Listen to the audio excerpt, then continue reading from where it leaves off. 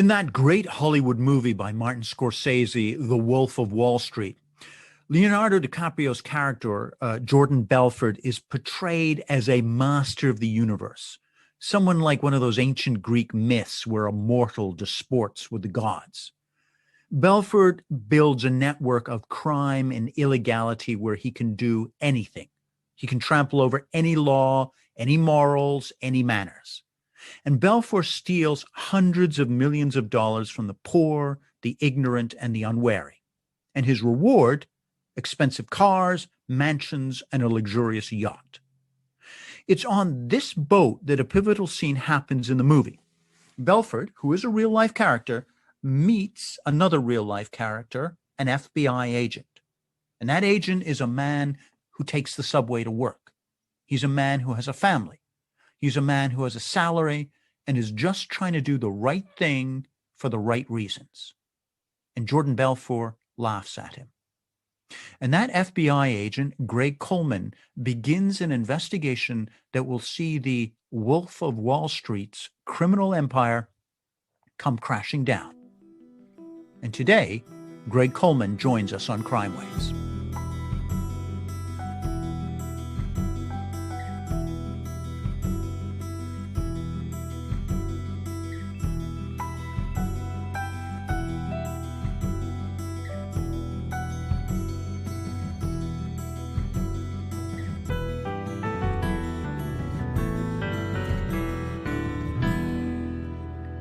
Good morning, good afternoon, good evening, wherever you are in the world. Welcome to Crimewaves. I'm Declan Hill, and each week, myself and my students at the University of New Haven, and today it's Ryan Decker, we bring you an interview with one of the world's greatest criminal investigators. Now, many true crime podcasts concentrate on those so-called sexy crimes, murders of the very rich or the Hollywood set. But here on Crimewaves, we pride ourselves on making sure that you, our listener, gets a chance to explore the full range of criminal investigation. And today, we're joined by one of the greats, Greg Coleman, who's a courageous FBI agent whose beat was Wall Street. And that's the home of financial opportunity, greed, and outrageous crime. I remember watching The Wolf of Wall Street and then reading the books and stuff, and you see these scumbags stealing, and I'm sorry, that's a technical term, my dear students and listeners, for who these guys like Jordan Belfort were. These scumbags stealing the pension money of, my grandmother or people like my grandmother, people who would put this cash away for years, decades, and then these hyper-fast, smooth-talking scumbags come in and steal it all. And that thin line between them and stealing the money is a guy like you. And there are just so few of you on Wall Street. I agree. I don't disagree with you. I mean, there should be more of us. And remember, it's not even as if we've been doing this for a long time, right? The FBI has been around for a long time. That squad that I was on was created in 1992. And it was in response to the Drexel Burnham, Michael Milken, Ivan Boesky scandal, which, by the way, wasn't the FBI. That was done by postal inspectors, believe it or not. But that was sort of the push that got the FBI. It woke up the FBI finally to say, look, civil regulation on Wall Street isn't enough. We need to have criminal prosecution. And then that's when the squad was created in 1992. It took some time for the U.S. attorney's offices to develop, a group of prosecutors, because these are complicated crimes. And let me give you an example. For example, if I said to you, is it ever legal to buy or sell heroin in this country in any circumstance? Is it ever legal to do that? I'd say maybe medically it's legal. No, heroin. No, heroin. No, never. Right? Never. Okay. All right. Never. It's never. I mean, heroin, there's no circumstance where heroin is legal. It's an illegal substance no matter what. So if you see somebody purchasing heroin, it's a crime. Yes. If you see somebody selling it, it's a crime. Is it illegal to buy or sell a stock? No. it's totally legal to buy a stock. No, that's But not. I guess That's the wrong answer. The answer is maybe yes, maybe no. Because, for example, the way you and I buy and sell stocks is completely legal. The way Jordan Belfort, the Wolf of Wall Street, bought and sold stocks is completely illegal. You see? So you yes. have an extra step with Wall Street related crimes that you don't have in any other crime. First of all, you have to figure out, was it even a crime? Right? Because is it illegal to sell a stock that you don't own? Sometimes yes, sometimes no. In the legal sense, it's called short selling. You borrow the stock from somewhere else, you sell it before you own it, right? You borrowed it, you sell it, and you hope to buy it back at a lower price. Well, that's legal. But what if you don't borrow the stock and you sell it first and then hoping to buy it back? Well, that could be illegal. An interesting example is what happened recently with GameStop, right? Did you see this, to run up in GameStop price? Yeah, I did. And my sense was, Greg, it was the little guys finally taking it back to the big guys at Wall Street. Is that right? Yes and no again. Again, it's not a black and white answer. The answer is yes and no. Yes, it was them. But the problem is they colluded together in the same way that Jordan Belfort used to collude together with other firms to purposely manipulate the price of the stock up. I mean, their intent was to take it to the hedge funds. And so by using Reddit and by using Wall Street Bets, by using the internet, they did exactly the same thing that Jordan Belfort would do by putting his brokers on the telephone and calling people. The point of him calling people was to get them to invest, and by them investing, that creates demand, and demand is what makes the price of a stock go up. Remember, at the core of every stock manipulation, every mortgage manipulation, every market manipulation is the simple concept of supply and demand. All right, let me jump in there, Greg. Let me get right to the story, or at least one of the stories we're going to unpack today. Sure. When do you first hear about Jordan Belfort, the Wolf of Wall Street? Do you remember, were you having a coffee? Yeah. Was it a file that came across your desk? What was that moment when you first heard about this case? Well, let me tell you how we got it. First of all, we created the squad in 1992. This is one of the first cases that came into the squad. And I say came into the squad because here's the way it came about. The Securities and Exchange Commission had already sued Stratton Oakmont for fraud. They sued him in, I want to say, roughly February or March of 1992.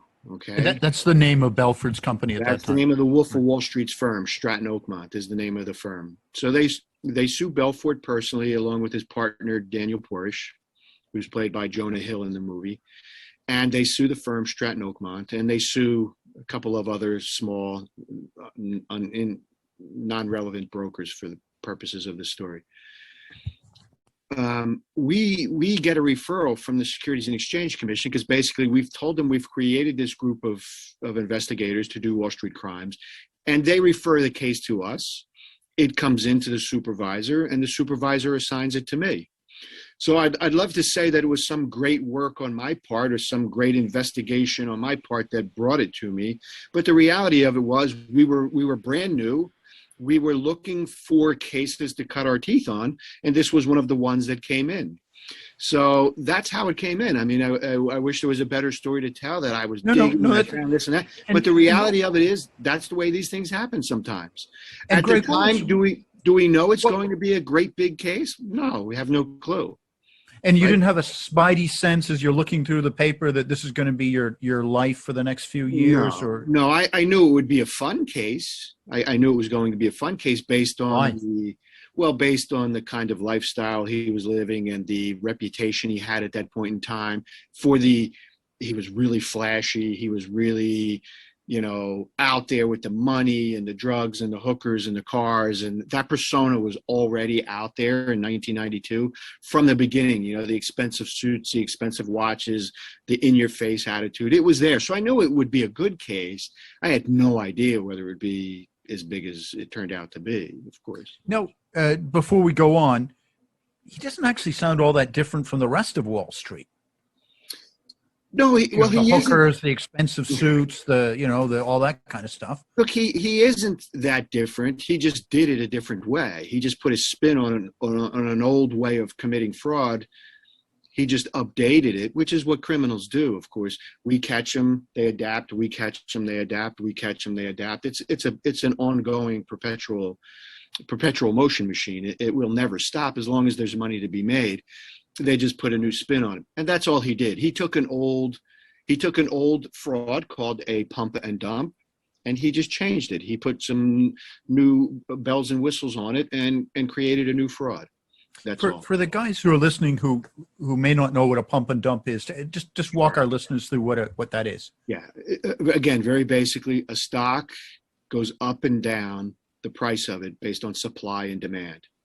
And so what you do in a pump and dump, if you want to get the price of any kind of commodity to go up, in this case, we're talking stocks, but if you want to get the price to go up artificially, what you do is you constrict the supply.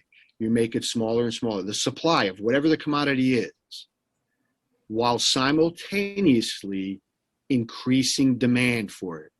Okay? So if it's oil, OPEC stops pumping so much oil. We still want the oil. The demand is there. The supply has gone down, right? And maybe if they do it at a time when we're going into the winter, when it's a very bad winter, the demand actually increases, but the supply has gone down, the price of oil goes up. Same thing with corn. Corn is grown in the Midwest. If we have a very wet spring where they can't plant, they have a smaller crop. The smaller crop is a smaller amount of corn. We still want corn. If the government says, well, we're going to use corn to make ethanol for fuel, that increases the demand. Okay. Supply and demand, and they all go up. That's the legal thing. But in a pump and dump, it's the same way. Belfort secretly takes control of shares of stock. He parks it in nominee names, people who are fronts for him. That's how he reduces the supply. Then what he did in his time frame, it was he had brokers get on the phone and call, dialing for dollars, they used to call it, right?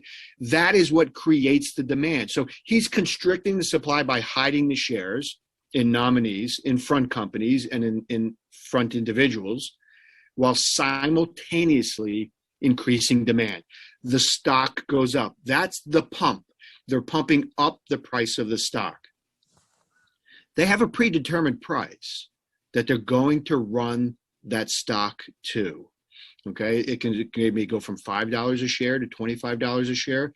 When it hits 25, they start dumping their shares. Okay, they start dumping and dumping and dumping and dumping. That's the dump. It's a pump and a dump. And literally, if you see it, it goes up and it comes down. And if you look at the volume chart goes up and the volume comes down. If you go back and you look at GameStop, when it ran up, it's the exact, you can superimpose that chart over something that Belfort did. It's exactly the same. Because it moves up, and they dumped and they moved and it came back down. Now, because what you're doing is you're selling when the market is right at the top. And then all the quote, I'm putting in quotation marks here, the sensible investors go, holy jumping, there's nothing in this company. It's just it's an empty office in Philadelphia or whatever. There's nothing there. The legitimate investors don't recognize that until it's all the way down at the bottom of the dump. Yep. It's too late. I mean, Belfort had his shares at the beginning at the very low prices, sometimes at zero. Sometimes his cost basis was zero. Right? But when he ran it up to 25, the public is buying it at 25. Who are they buying it from? They're buying it from him. They're buying it from him at a cost basis of zero. You know, Greg, I wish as a Canadian, this wasn't a surprise, but we have something north of the border called the Vancouver Stock Exchange. Sure. Crikey, this happens so regularly on that place, with our mining investors.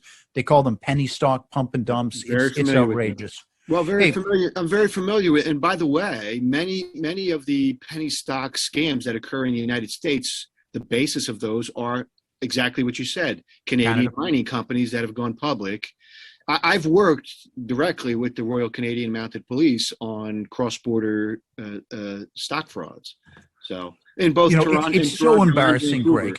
It's so embarrassing being a Canadian because you'll land in some like out of the way place, and 3 airplane changes. You land in Uganda or Azerbaijan or Northern Ireland or whatever.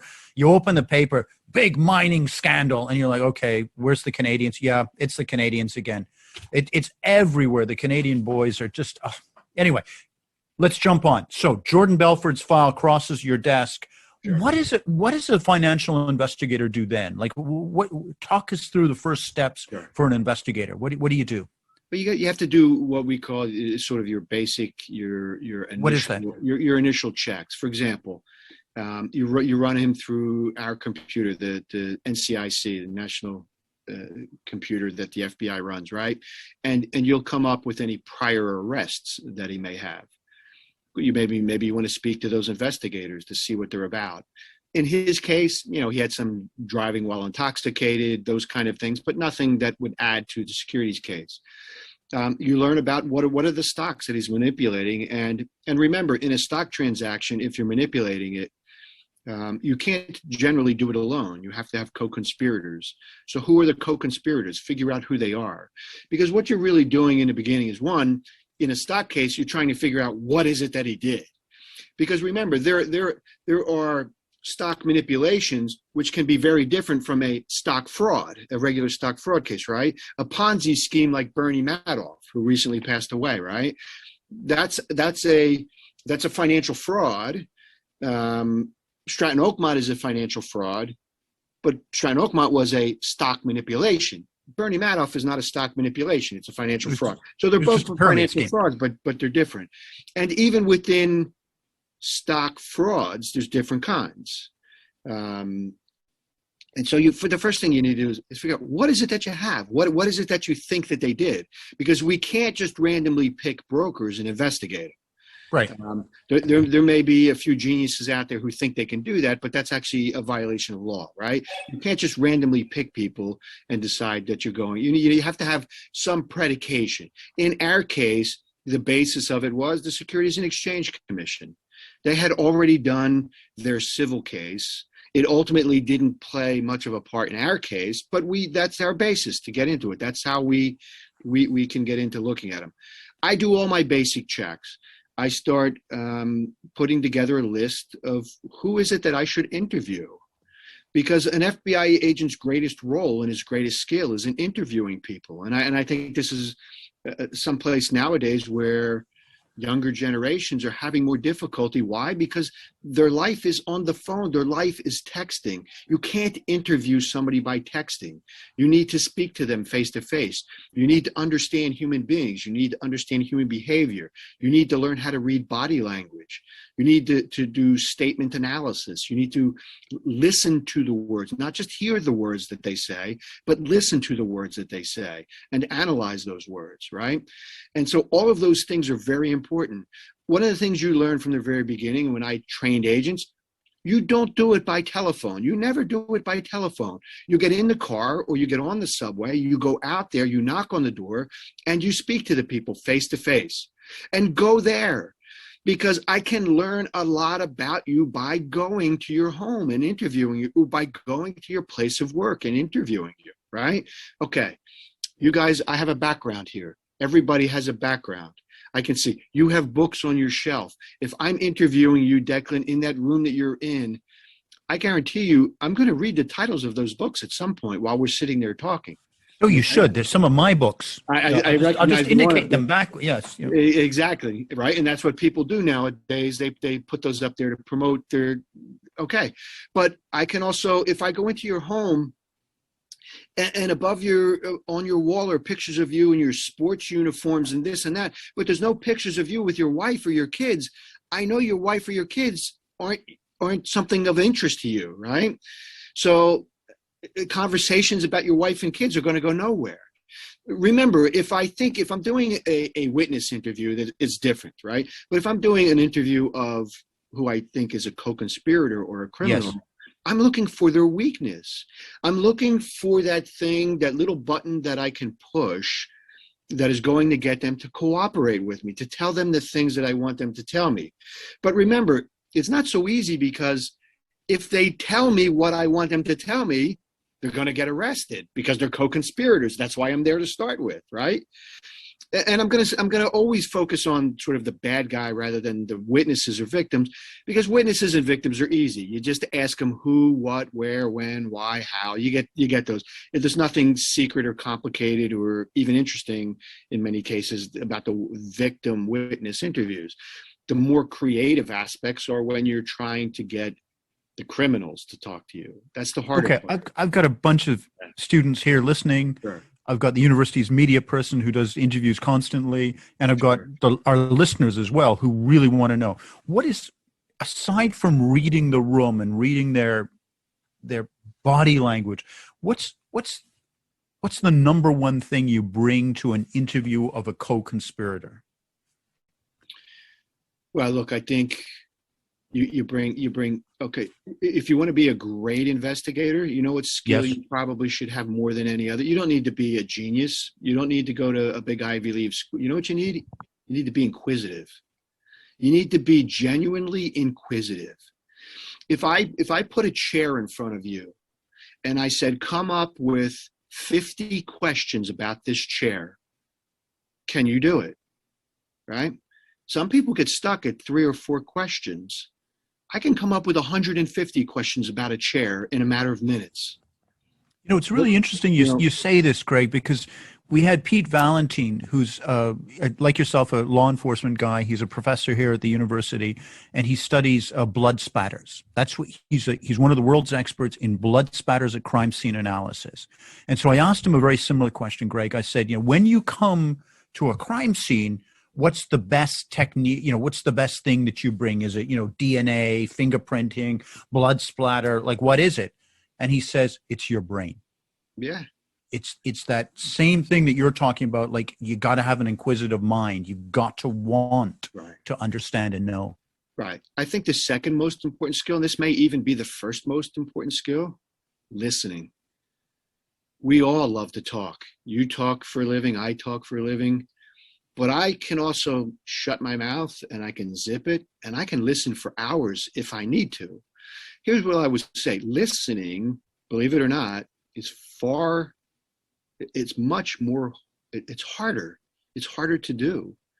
It's hard to listen in great detail. I mean, to the level of detail where when you're interviewing somebody that you need to, because there's nuance. There's between the lines, there's these little tiny nuanced phrases and things that you need to watch for in conjunction with seeing the body language, right? And seeing the environment. But listening is hard. I mean, and it's a skill that everybody, including me, we violate the proper way of doing it. Sometimes we talk too much, we talk too long. But if there's one skill you should develop, it's that, because we're all very bad at it. But when I would go out to interview somebody, I would go to their homes purposely. I want to see the environment. I want to see who interacts with them while they're there. I want to see who else is there. I often didn't have time to do proper research, which I don't recommend. But once you develop skills, you can sort of do these things on the fly. Of course, that's not recommended, but it's what I had to do many times. I'm not an advocate of creating a list. I'm more an advocate of understanding the case internally, because what I find, and this I think is one of my biggest criticisms of the Securities and Exchange Commission, is that they create a list of questions. They go through the list of questions. They check off all the boxes just as you're doing, but they don't listen to any of the answers. Why? Because they'll have a transcript typed up for them later, and they go back and they look at the transcript. Well, the whole point of asking a question is to get an answer. If you don't listen to the answer, what's the point? Because within the answer is 10 more questions. Right? It's those follow-up questions that are the key. Absolutely key. Absolutely. If I can jump in, because I think this is amazing wisdom for my students to hear. And this is going to sound sexist. I'm going to sound like I was raised in the 1700s in this politically correct world that we're living in here. But I generally suggest to my male students that they listen like a woman. And I find that women, when they're listening to me or when they're listening to people, are constantly kind of nodding, and they're creating an atmosphere of listening, active listening. And I talk to my male buddies or whoever, and they've got a bit of a stony face, the poker face, and they're not giving up much. And I try to suggest to my male students, guys, watch that difference. It's not all women, it's not all men, but there's generally that gender bias, and learn that skill, learn that active listening skill. Sure. And here's what I would say. Here's how I would comment to that. Please, please. You are, and I know it's very sexist.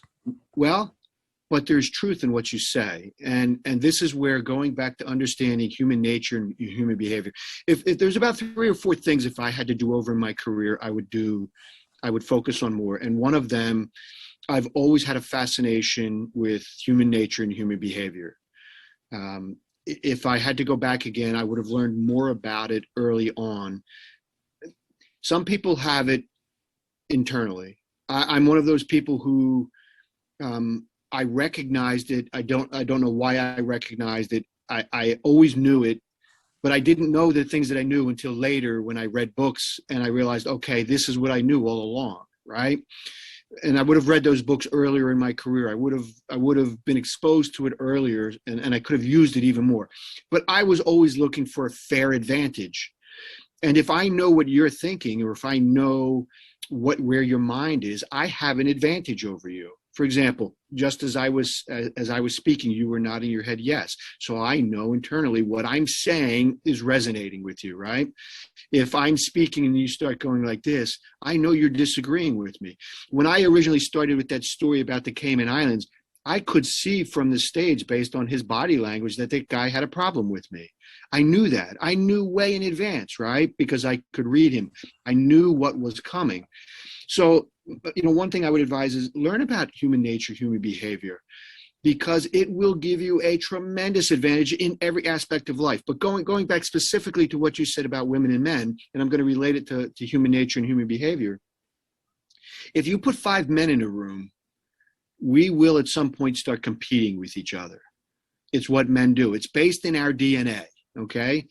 Because in the days of when we were all cavemen and cave women, right? We all wanted to fight for the cave woman, so we all competed with each other. We wanted to be bigger, we wanted to be stronger, we wanted to be faster, we wanted to bonk each other on the heads harder, right? That's the reality of it. And again, this sounds sexist, but there's 100 books out there. I'm not making this up. I didn't even do the research. It was other people who've done research on body language and statement analysis. But if you put generally, and again, there is no absolutes here, but generally you put 5 men in a room, we're going to start competing at some point, right? If you put 5 women in a room, they'll find a consensus. Their general instinct isn't to outdo one woman over the other, whereas with men we do. Now, again, you may want to have Renee confirm whether this is the sense that she gets when she's in a room with 5 women. But I can tell you, I've been in a room with guys, and we compete about everything, right? Whereas women will want to they'll want to agree. They don't want to dispute. They want to work it out. They want to resolve it, right? Greg, and by the way, I do want, because I know our listeners want to get back to the Jordan Belfort story, and we'll get back there once Greg and Declan have figured out all these gender stuff. But I just want to say, Lisa Daddio, who's a brilliant organized crime law enforcement from New Haven Police Service, and one of the major crimes that she helped solve was the disappearance of Annie Lay at Yale University back in 2009, which we've also got an episode on. And she was talking about that, having to deal with the egos of the different agencies working on one case, and how to get the male ego out and everybody focused on, hey, how do we resolve this case? How do we bring it home? Greg, let's get back to Jordan Belfort. You've done the stuff, you've done the basics and things. What do you do then? Are you running wiretaps? I mean, how do you gather the information on somebody as big as him? Let me just make one comment on what you just said before I move on, because I think it's very important. The Wolf of Wall Street is not my biggest case. I had a case that's much bigger than this, 5, 6, 7 times bigger than this, probably much more important than this. It was filled with giant egos, which hurt the case in the long run. I was able, I mean, I don't have an ego. I had enough work where I couldn't take on more work. egos are really dangerous in this profession. They exist. Anybody who says they don't is lying. And you're absolutely right. It can be very detrimental to a case. So when you have people who can put the egos aside, you will find great success. And when they can't put them aside, it actually hurts justice in the long run. Anyway, going back to Jordan Belfort. Look, so what we started to do was I needed to find what I would call as the crack in the armor. You know, I've said before publicly, I used to view Belfort and his henchmen as being inside a suit of armor. And I needed to just find the crack in that suit of armor and get inside there. And once we did, we would be successful. And that's what I did. I looked for different people who were involved in the transactions. You know, and by the way, one of the first things you do is, of course, you subpoena records. You want to see you want to see specifically, you want to see who's making money. Who were the ones in these transactions making money? Because if you're working on the premise that it's a fraud, it's a manipulation, victims don't make money in a manipulation. The bad guys do, right? So the number one thing you want to do is you have to do the analysis of the transactions, who's making money. And then once I did that, you look for the weakness there. Now, in our particular case, we focused on a man who was running another brokerage firm. He turned out to be one of Belfort's mentors, a guy by the name of Alvin Abrams. He was running a brokerage firm in the city, had been for years, since I think the 1970s. So he had been in business many, many, many years. And he was a guy who always ran with the crowd of sort of dirty brokers. And he was a guy that really helped Belfort get going. He not only taught him, but he participated in transactions. So I focused on him initially. And as part of the financial analysis, I noticed that there were withdrawals in his account, many of them, $2.3 million worth, as a matter of fact, all just below $10,000. Now, for those who may not know, there's a crime in the United States called structuring. And the reason for that is this. Let me go back one step. In the United States, you can deal in cash any amount you want. There is no prohibition in dealing with cash. So if I have $500,000 in cash and I want to go and purchase a home or a boat, I can. There is no prohibition. The only requirement is that transaction has to be reported. If it's over $10,000 in cash, it has to be reported. Okay. So if I'm buying a car or a house or a boat, or making a deposit or making a withdrawal, if I'm taking $15,000 in cash out of my bank account, the bank has to report. The bank has to file a form. But if it's $9,990, right. So when the government passed the law, and you'll see that this always happens, the government has to use very specific thresholds. They chose a threshold of $10,000. So the bad guys started doing transactions at $9,999 to avoid having the form filed. Then the government caught up. Remember, I said it's this constant perpetual motion machine. The government caught up and said, well, wait a minute. We're asking for the data because it's useful to stop money laundering and criminal activity. You're now preventing us from getting the information, so we're going to make what you're doing a crime too, in addition to, making you file a form. And that's structuring. And it's called structuring. So he was taking, this broker, Alvin Abrams, was taking out of his account $9,800, $9,700, $9,600, $9,900, $9,800, $9,500, $9,700, $9,600 to the tune of $2.3 million. Okay. Now, what does that have to do with Jordan Belfort and securities fraud? At first, I have no idea. And it doesn't even matter to me because I know he's committed a separate independent crime that I can prove very easily. Why? How do I prove it? Well, if you look at his account, if he took out $9,800 Monday through Friday, could there be a legitimate reason for doing that?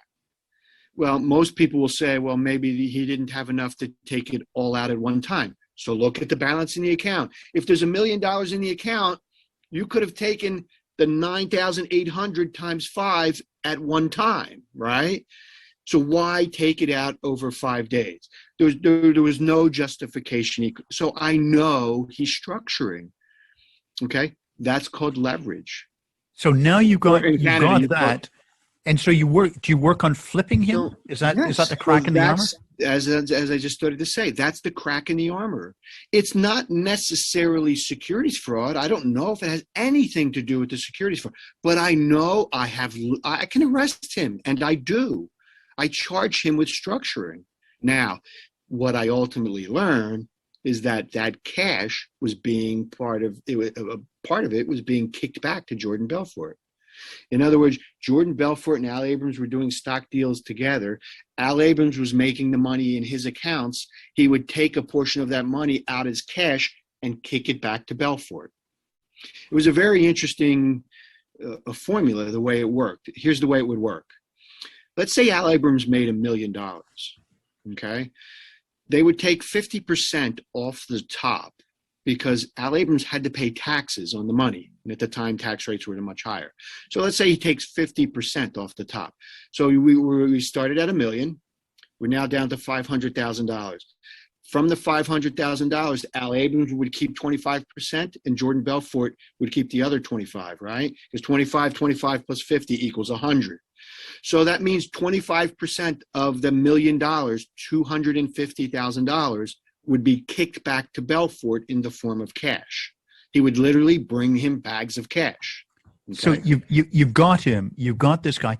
How, Greg, as an experienced agency guy, federal FBI guy, how do you flip somebody?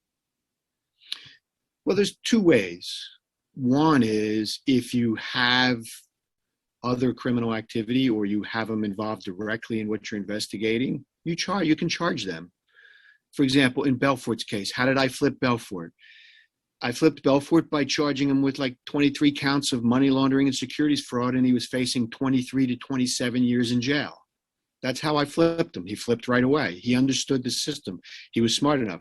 But in some cases, you want to flip people before you arrest them because you want them to work with you covertly. You want to debrief them and not have the other bad guys know that you're debriefing them, right? So that's where persuasion comes into play. That's where knowledge and human nature and human behavior come into play. Because if I go knock on Declan's door at 5 o'clock at night one evening, and you know that you're a criminal and you know what you've done, and I need to convince you, well, you better start talking to me because at this point in your life, I've got enough on you where it's better for you to come work with me than it will be to fight me, right? Right.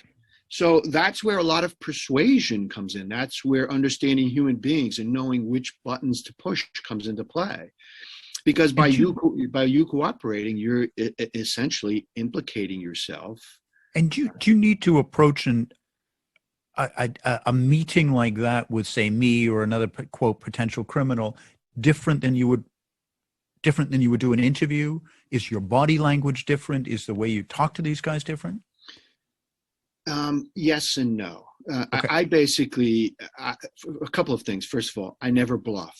I never BS'd people. I didn't say that I had evidence if I didn't have it. Right. I think it's much easier to put the unknown out there and make them think on their own and make them try and guess what it is that you have, rather than saying, a lot of agents will walk in, you see on Law and Order, the guy points his finger at him and he starts yelling. Okay, number one, that does not work. Does not work in the real world. You go up to some mafia guy and you start pointing your finger at that, he's going to jump up, and next thing you know, you're going to be into a fight or a scuffle. It doesn't work. And the more intelligent people are, the less it works, right? Because they know they have the right to counsel. So my approach was always low key. My approach was more of the frog in the water, where you put him in when it's cold and then you boil the water and he never see. That was my approach. And I did it for a couple of reasons. One, my approach always fit my personality. I'm not an in-your-face kind of guy. Even with the guy in the Cayman Islands, that's about as aggressive as I get with people, right? Thumping the dollar bill on the guy's chest. That's about as aggressive as I get, because I don't think aggressive. I'm not a big guy. If I was 6'5" and 250 pounds, it might work, but I'm not. So I don't use that. I would rather do it softly and they never see it coming, because what I'm going to do when I go in there is I'm going to start interviewing him. Right. And again, at that point, I know he's involved in it or she's involved in it, and I have, evidence, but I want to do it quietly. I will slowly turn it into an interrogation. Interesting. There's a scene, and I know you've done a plethora of other cases, many of them much more important than this, but my listeners and myself have seen The Wolf of Wall Street, and there's a scene where you meet Belfort on a yacht, right? And he's arrogant and he's full of himself, and you are just think it was that a true scene? Was there a similar scene actually in real life like that? Yeah, and it comes down to yes and no is the answer. Here's the thing: did that really happen? Did I go onto a yacht? No. The answer is no. Was Belfort planning to do that? Absolutely. He was going to bring me onto the yacht. He was going to try and subtly bribe me to make the case go away. The reason he didn't was he had done some homework. He had probed around to different people. He found out that I was not the kind of guy who would play that kind of game. But I'll tell you why that's such a good scene in the movie. I sat down, I reviewed the script. The FBI allowed me to review the scripts on the parts that my character was involved in. And I said, yes, this is based on what Belfort was going to do. But the way they had it written was terrible. And I said, this is terrible. I would never do these things. I would never say these things. And they said, well, what would you do? So I literally sat down in a conference room at the FBI with Kyle Chandler, the actor who plays me in the movie. And I told him what I would do. And I said I would play this little game of cat and mouse. I would lure him in. I would get information out of him. And at the end, I'm not going to play his game. And so Kyle Chandler improvised from those discussions that we had. They wrote it into the script. And it ultimately is, in my opinion, one of the best scenes in the movie. The reason being, in my opinion, is it's probably reflects my attitude when I was doing investigations the best. It really the style of what you see him doing there is the way I used to do it. I mean, playing that little game I loved playing that little game there. But again, I never, I would ask honest, legitimate questions. And I would never bluff. I would never lie, because if they call my bluff and I don't respond, then they win. They have power over me, because then they know I've lied to them at that point. And if I've lied once, I'll lie again. Right. And you've lost your moral credibility. Exactly. Again, you've got the chink in the armor of Jordan Belfort. And there's a moment when you're going to arrest somebody. The Lamborghinis are stacked up. They're a estate in Hampstead or whatever. And you got the guys, and you're going to go in and arrest. Tell us what that moment is like when you're standing outside at 6 o'clock in the morning or wherever. What are those scenes like? Well, in Belfort's case, I can't tell you, because I'm not the one who actually arrested him, believe it or not. All right. We had gotten some source information at the time we had the arrest warrant. When we obtained it, I reached out to a couple of human sources that I had. They told me that they believed he was going to be at a particular place conducting a meeting for his new business that he was involved in. I went to that location with a couple of other agents to pick him up. I sent a couple of agents to his home to just basically sit outside there,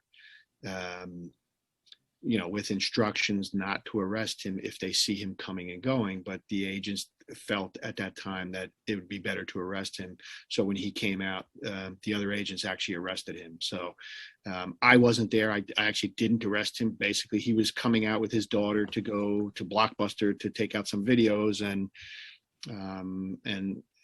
they stopped him and brought him back into the house and placed him under arrest. And of course, we came over from the location where I was. I wanted him to cooperate on the spot. I knew he would probably cooperate. Unfortunately, it was, I don't remember it was in September. So it must've been Labor Day weekend. It was right before Labor Day weekend. He couldn't reach his attorney. And so ultimately we had to lodge him in the jail for a couple of days. until after the holiday, and his attorney got back, and then from there he ultimately decided to cooperate. And so we debriefed him. And by the way, we arrested Danny Porish on the same day or the next day down in Florida. They both decided to cooperate right away based on the size of the charges against them, which again, let me just address that very quickly, because things have changed significantly in the world of stock fraud and securities manipulation. When I was doing these cases, the court system and prosecutors really, and even many agents, didn't view it as like real crime. It was not a big deal. And so I would routinely make 20, 30, $40 million fraud cases, and the defendants would get 3 years of probation. They wouldn't even get jail time. Now, that was one of the reasons why I started beefing up my cases with money laundering charges. And in Belfort's case, it was perfect because he moved the money overseas through shell companies. And so it fitted perfectly. But it also, it boosted the sentencing guidelines, the amount of time that these guys could get if they were convicted. Belfort was facing, I think, 23 to 27 years. If he had not cooperated, if he had gone to trial and was convicted, the judge at the time was obligated to sentence him between 23 to 27 years. His only way out, his only way of saving himself was to cooperate, which is what he and Danny Porsche decided to do. When we arrested them, I say we, me and one or two of my colleagues, basically used both of them for about a year covertly, making cases against other co-conspirators. We made telephone tapes, we made in-person body recordings, we did surveillances with them, we did meetings with them, we did, money laundering payoffs where people were literally bringing bags of cash, and or Belfort was bringing what he was representing as bags of cash to them to launder, and then we would arrest them, sort of like a buy bust type thing, except for money laundering. That's very interesting, Greg, because that, he's basically working for you as a foot soldier of the FBI for a year, bringing in other criminals. Correct. You never see that in the films. You never see that discussed. Let me ask you, as we wrap up this interview, what has surprised you the most as an investigator in this? Sure. Let me just, I will answer. Let me just go back to how it's changed. They enhanced the sentencing guidelines. They increased securities fraud, and this all came about after the WorldCom and Enron and those frauds when they came about. And of course, 2008 just confirms it. Securities fraud now has a stronger penalty than money laundering. So that's how much it's changed.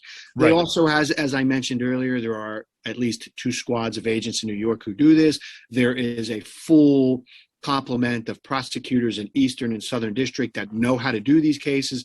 So it's a completely different world. Remember, it was a brand new world when I did it. So let me go back and ask you to repeat your last question there. What was that question? What has surprised you? About what? What aspect? The case in particular, or law enforcement in general, or? In terms of, when you look back at the big cases, was there one thing that just like, whoa, this really knocked my socks off in terms of a surprise? Because I wanted, I want our listeners to understand that world where suddenly things are coming at you that you wouldn't have imagined. You thought you prepared for everything, and then there's something coming that side of you. Well, that's actually every day. I mean, in these big cases, beyond every turn is another surprise. Sometimes people randomly walk in and start cooperating. I mean, we have disgruntled wives walk in all the time, right? The husband's been cheating for years. He's been scamming for years. He's divorcing the wife. He's cheating her out of money. She's fine. You're not going to give me the money. Then you're going to go to jail. And they walk in the door. So you never know. Like you literally, one of the greatest aspects of this job, if you're a very regimented person and you must do the same thing every day in the same way, it's not the job for you, because you could literally go in on Monday and not go home until Thursday because of things that happened when you got to the office on Monday. You just never know. Now, I volunteered for New York for just those reasons. I wanted to be in the big game. I wanted to be in the big city. Okay, I was a white collar agent. During my career, I've smashed in doors on the Latin Kings, Spanish gangs. I've done that.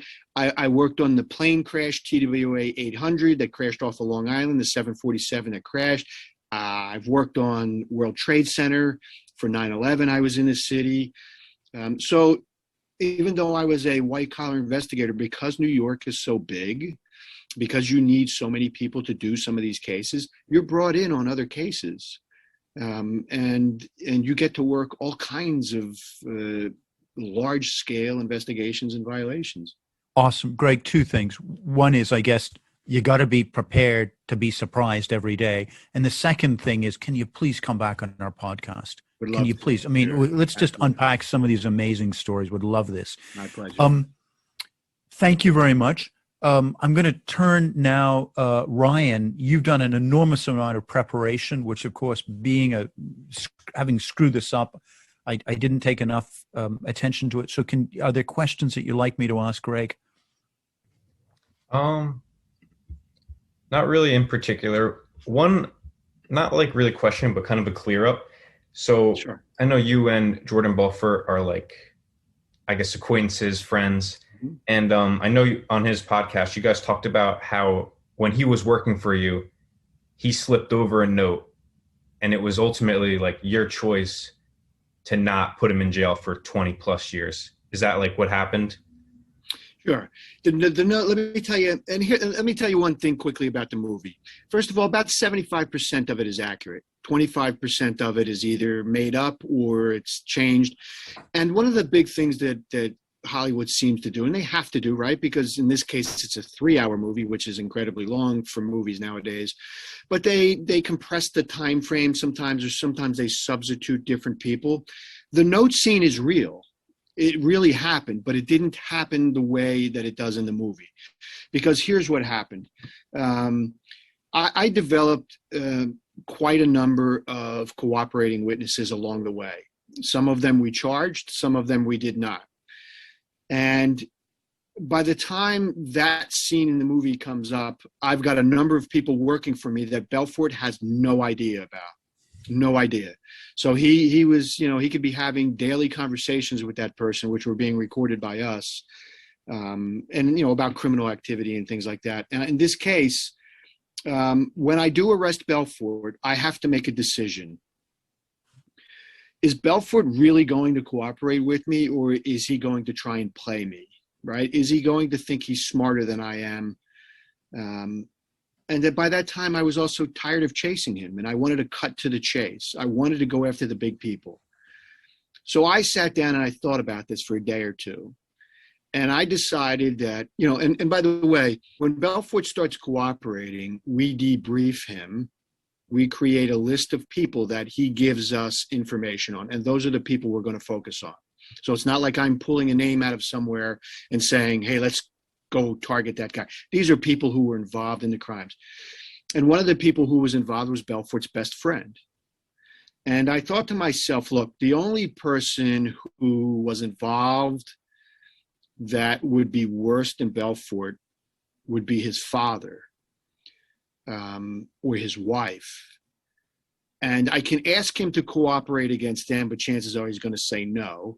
And his wife has a spousal privilege anyway, although there might be an exception, a crime fraud exception to that. And so I pick his best friend. And I say to myself, again, trying to analyze his human nature and human behavior, I say, if he's willing to wear a wire against his best friend, and get his best friend to discuss criminal activity that they've been involved in, then I know he's on board and I know he will be a good cooperator. And so what happens is we set up a meeting in a restaurant because that's where they generally would meet. We wanted it to mirror history. We wired Belfort up. He took a prospectus for the Steve Madden deal, the shoe guy Steve Madden. We took that prospectus, that offering registration statement for that deal. And he took it to the dinner. And during the course of that dinner, and by the way, we also have a transmitter on him, so I could sit outside in my car and listen to the conversation on a real-time basis. And what I hear is this. Hey, I'll just give you the guy's first name. It was David. He goes, Dave, you remember when we did this with Steve Madden? And what he does is he takes the prospectus and he slides it across the table. And he says, look, Dave, go to page 15. Remember when we gave those shares to Steve and we did this? And Dave turns around and what I hear is, I don't know what you're talking about. I never did that. Why would you say that? He goes, yeah, he goes, didn't we do that? And Dave goes, no, we never did that. What are you talking about? Right? Now, I think that Dave is just suspicious of Belfort and he doesn't want to talk. He doesn't want to say it out loud. In reality, what happened is when they brought Belfort his drink, he orders like a tonic water or whatever. He takes the napkin. He writes on the napkin, "Don't incriminate yourself. I'm wired." And he puts it in the Steve Madden prospectus. So when he slides it across the table, he tells Dave, go to page 15. Dave flips up to page 15 and he sees the note and he doesn't say anything. So we have a 2-hour conversation of nothing of value, right? And, we had people surveilling the meat inside the restaurant, but you can't really stare at people. And he did it in a very, and they were writing the whole time. So we couldn't know. Here's what happens for real, though. Dave leaves the restaurant. He's stunned by the note that Belfort has passed him. Don't incriminate yourself. I'm wired. So he knows now Belfort's working with the feds. He calls another guy and he says, you're never going to believe what just happened. I had dinner with Belfort. He passes me this note. He's working with the feds. He's a snitch, blah, blah, blah, blah, blah, blah. Except the problem is the guy Dave is talking to is already working for me and has been working for me for years, and nobody knew it. So within 24 hours, we pick up the phone and we tell Belfort to come in with his attorney, and he does. And we sit him down and we say, don't say anything. Don't say a word. Just sit there and listen. And we say, we wired you up yesterday. You had dinner with Dave. You passed Dave a note saying, don't incriminate yourself. You're wired. You're done. We're ripping up your agreement. Now, what that means for him is 23 to 27 years, right? What that means for me is, holy crap, I did a lot of work. This guy's connected to a lot of people, and I'm going to have to make those cases in a much harder, much slower way. And so I knew the guy had to take a hit for it, and he did. I think we made him plead guilty to obstruction of justice, and that was an additional charge against him. But they also, we notified the court, and the court contemplated removing his bail requirements and basically throwing him in jail, which meant, of course, that I couldn't use him in a proactive basis. Remember, I have a list of people that he's been cooperating against during our debriefings, and some of them are very big fish. And I can only get to those people at this point by having him on our team. So we made him take the hit for it, and he deserved it. He deserved to take an additional charge for that. And I think it was a very good thing to happen. And I think it was a very good thing to happen right at the very beginning. Because remember, this was the very first time we used him. And here's why I think it was good.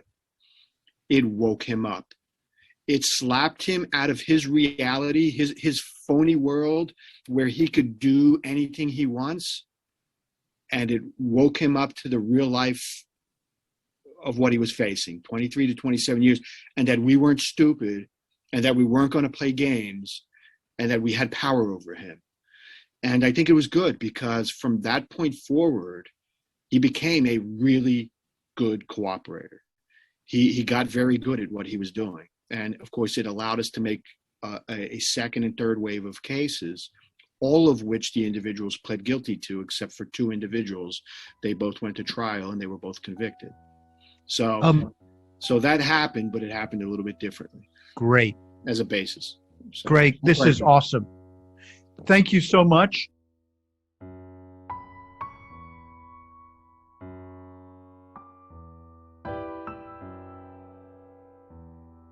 Hey, it's Declan. Thank you for listening to Crimewaves. It was an absolute honor for me to be able to speak to an investigator like Greg Coleman. And if you like this episode, please do the usual social media stuff, like and subscribe. and we'll see you for the next episode of Crime Waves.